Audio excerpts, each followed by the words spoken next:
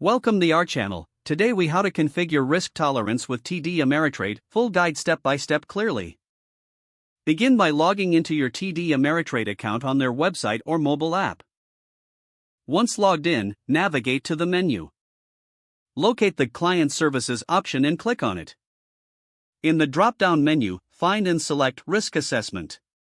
You'll be directed to the Risk Assessment page. Here, you can begin the process of evaluating your risk tolerance.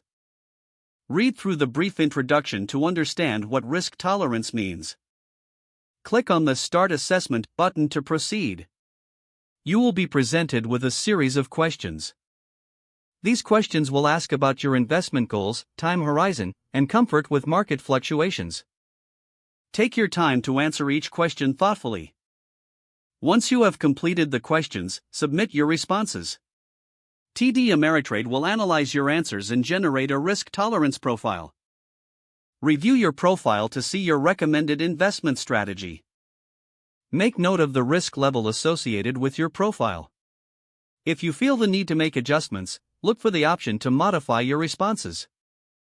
You can retake the assessment at any time if your situation changes. When satisfied with your risk profile, navigate back to the main dashboard. Explore the suggested investment options tailored to your risk level. Consider consulting with a financial advisor if you have any questions.